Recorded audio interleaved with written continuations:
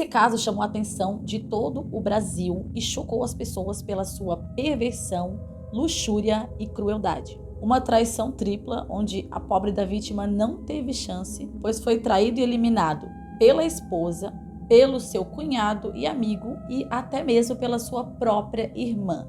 Existem muitas maneiras de matar uma pessoa. Olá, tudo bem? Eu sou Jaqueline Airoso, espero que estejam todos bem. Sejam bem-vindos ao meu canal, onde hoje eu vou contar para vocês uma história terrivelmente inesquecível. Mas antes de qualquer coisa, não esqueça já de se inscrever no canal, deixar o seu like e, se possível, um comentário para ajudar meu canal a crescer, já que ele é um bebezinho aqui no YouTube.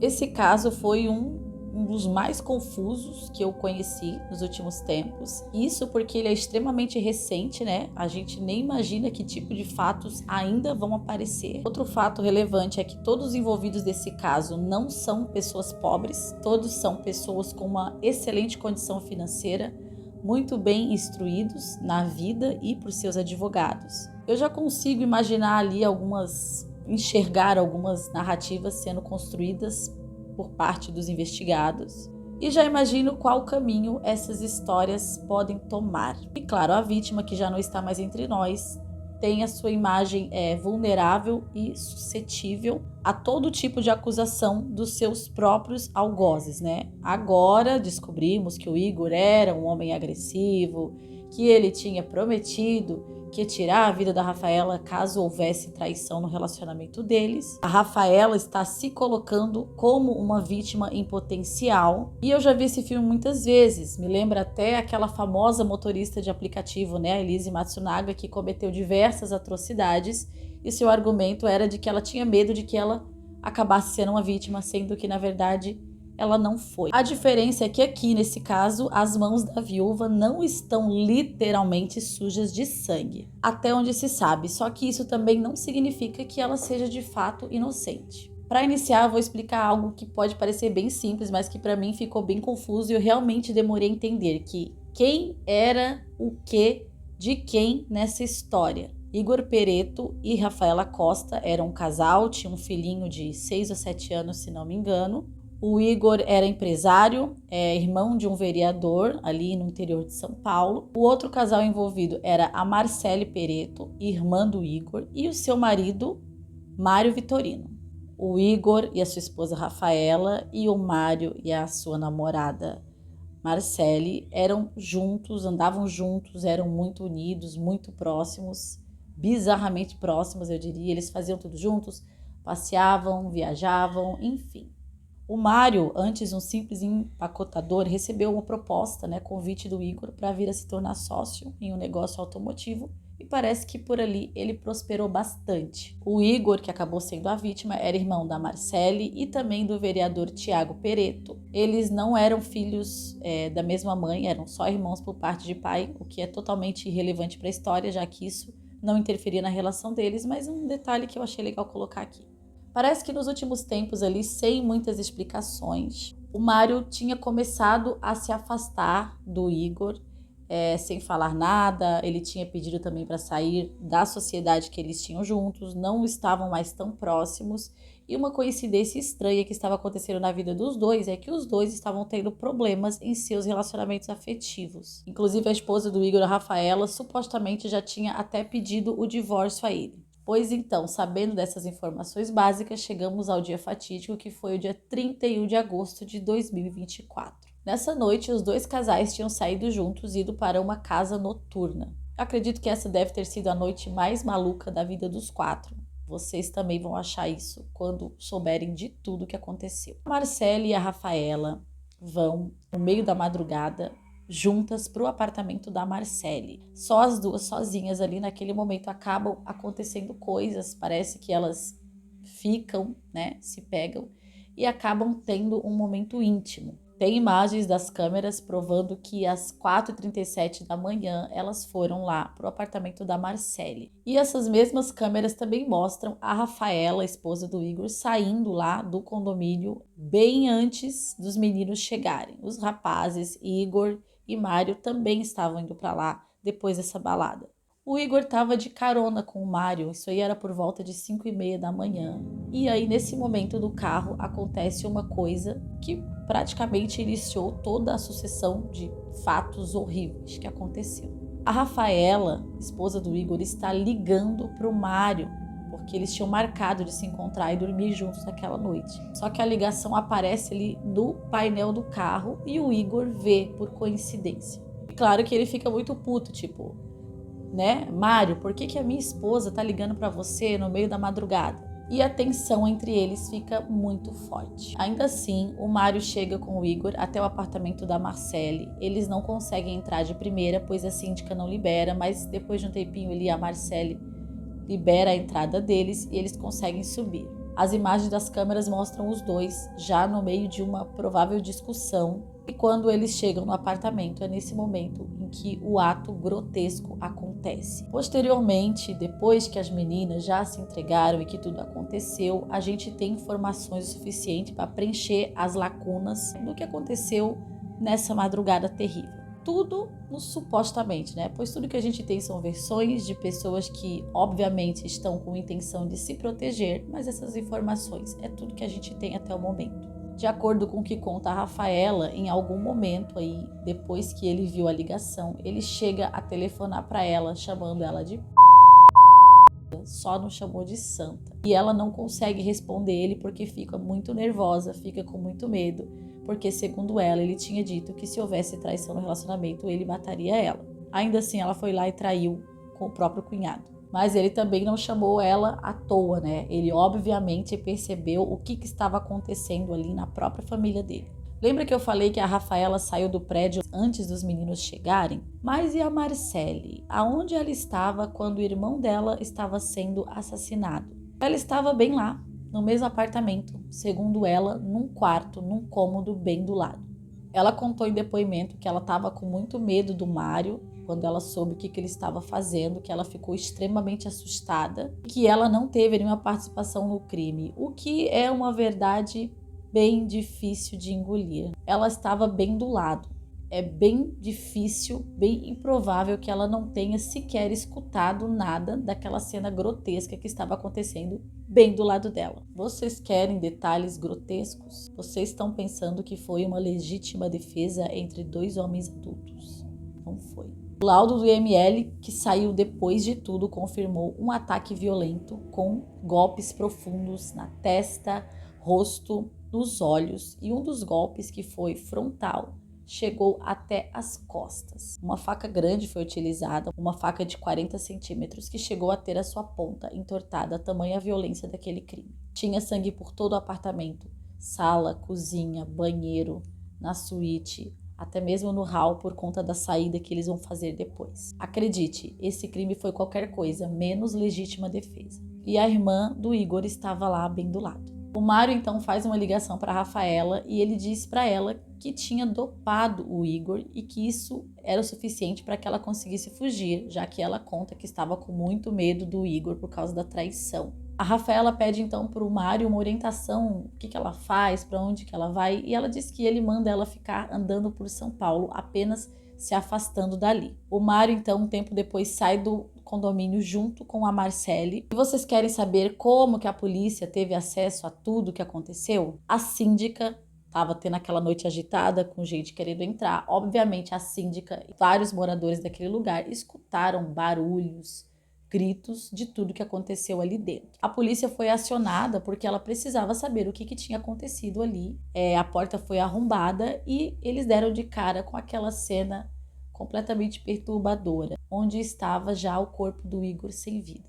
Eu tô contando para vocês isso não só para vocês saberem como a polícia teve acesso a tudo, mas também para frisar que a Marcele o tempo todo não teve misericórdia da vida do seu irmão e nem mesmo do seu corpo, já que ela deixou tudo lá e saiu atrás do Mário. Entre a saída do apartamento e a fuga deles, a Marcele e o Mário foram para o apartamento dele, pegaram alguns pertences, pegaram documentos. Ela até fez um curativo no dedo dele, né? Imagina se infecciona, que perigo. E as imagens mostram a Marcele encostando a sua cabeça e afagando o homem que pouco tempo antes tinha tirado a vida do seu irmão com muita violência. Após isso, a Marcele e o Mário se encontram em algum lugar ali, eu acredito que era um posto de gasolina, se não me engano. Se encontram com a Rafaela, né?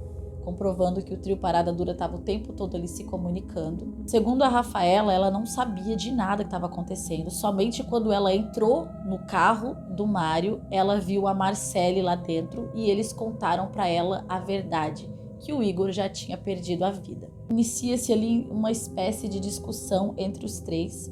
Segundo a Rafaela, a Marcele ficou o tempo todo pedindo para o Mário largar a Rafaela ali, se afastar dela, porque ela ia acabar entregando ele para a polícia. E a Marcele convidaria o Mário, fala, vamos voltar para lá, vamos se livrar do corpo, vamos tirar o Igor de lá, enfim. A Rafaela ainda conta que a Marcele pediu o celular dela para deixar ela incomunicável, para que ela não pudesse chamar a polícia. Vamos fingir que não tinha como a Rafaela entrar no posto ou parar alguém e pedir o telefone emprestado para fazer uma ligação. Vamos fingir que a gente acredita para continuar com essa história dela. Eu acho bem engraçado que, apesar da Rafaela contar esse ponto de vista, né, pintando a Marcele como uma maluca que estava disposta a entrar ali numa carreira criminosa junto com o Mário, é engraçado ela detalhando isso, sendo que no final quem fugiu com o Mário foi a própria Rafaela. Sério, é muito engraçado isso. O Mário teria dito para Marcele que era melhor ela voltar e ficar com a família dela, porque tudo aquilo ia abalar muito. Achei legal também ele se preocupar com a família depois de ter avançado no rapaz e ter destruído ele igual um animal. Vocês percebem que conforme vai chegando, né, na atualização ali do caso, as meninas de repente ficaram inocentes, vítimas, todas elas, coitadas, foram só vítimas das circunstâncias. Gente, isso é o que elas estão falando. E o ataque ao Igor, a pessoa do Igor, não encerrou com a sua morte, tá? Segundo a família, foram feitas várias transferências da conta do Igor, por causa do celular dele, que chegaram por volta de R$100 mil. E ainda tentaram aplicar golpes pedindo dinheiro para os contatos do Igor, se passando por ele através do celular dele. Depois disso, a Rafaela e o Mário foram para um motel em Pindamonhangaba, onde eles tiveram lá um tempinho, seus momentos íntimos, se encontraram com o advogado, tiveram ali suas devidas instruções, e ela conta que teria recebido um valor. Não demorou muito, já acho que no outro dia ou 2 dias depois, ela se entregou para a justiça. Mas o Mário continuou fugindo mais por um tempo. Vocês já vão entender. O irmão do Igor, que tem sido bastante relevante nesse caso, né? Claro, é um irmão enlutado. O Thiago Pereira é um vereador ali do interior de São Paulo. Tem se mostrado muito engajado em buscar justiça pelo seu irmão e muito correto. Ele até afirmou que ele achou bom que a Marcele ficasse presa, porque mesmo que ela não tenha participado diretamente do crime, ela foi omissa com o seu irmão, ela presenciou tudo e não fez nada para impedir, e ainda andou ali com o algoz do seu próprio irmão. Ela não teve misericórdia do irmão, ela não ajudou, ela não fez nada. Tanto a Marcele, irmã da vítima, quanto a Rafaela, que era esposa da vítima, estão em prisão preventiva, que é aquela prisão que é feita enquanto as investigações estão acontecendo, enquanto tudo é determinado. Elas são presas, como diz o nome, preventivamente, para que não atrapalhem a investigação. Mas e o Mário? A família do Igor até colocou uma recompensa, se não me engano, de R$50 mil para quem desse informações válidas sobre o paradeiro do Mário. E, por incrível que pareça, graças a Deus, uma denúncia anônima ajudou a chegar até a captura do Mário. O irmão Thiago, o irmão do Igor, o Thiago, até filmou ali o momento em que o Mário tinha sido preso e postou nas redes sociais comemorando que ele estava muito aliviado porque uma denúncia anônima tinha chegado até o paradeiro do Mário. Ele até conta que tinha muita vontade de fazer justiça com as próprias mãos, mas por ele ter família, por ele ter 6 filhos, ele estava tentando manter a cabeça no lugar e estava apenas tentando colaborar com a justiça terrena. Vocês sabem onde o Mário estava? O Mário estava escondido na casa de um tio da Rafaela. E o tio, para não ser envolvido, né, para não ser afetado ali na justiça por abrigar um fugitivo, ele contou que a própria Rafaela pediu isso a ele como um favor pessoal e que ele não fazia ideia de que o rapaz era um foragido, senão ele não teria abrigado ele. Tirem suas conclusões. Ainda temos muitas perguntas nesse caso e pouquíssimas respostas. Até o momento em que esse vídeo está sendo gravado, o Mário não tinha falado nada, mesmo depois de capturado tudo que tem os depoimentos das meninas e as provas, informações, imagens de câmera, mensagens, tudo que foi encontrado nos celulares, né? Por exemplo, que o Thiago revelou que tinha mensagens que comprovavam que o caso da Rafaela e do Mário já durava por vários meses. Não era nada que estava começando. Eu prevejo mais ou menos a direção que esse caso vai tomar. Vejo para que lado que as meninas e os seus advogados, estrategistas estão correndo. É uma estratégia que dá muito certo em muitos casos famosos. O advogado da Rafaela já chegou no ponto ali onde ele fala que os comportamentos libidinosos da sua cliente não têm valor legal, que não influencia em nada, que questões morais não têm peso legal.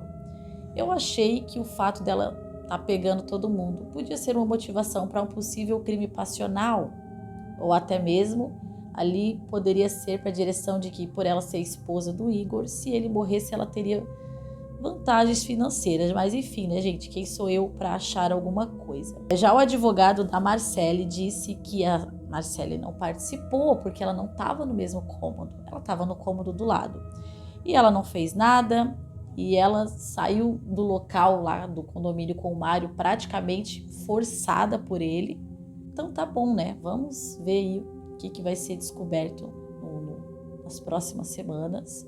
Eu só lamento pela única vítima dessa história, que é o Igor, que agora não está mais aqui para se defender.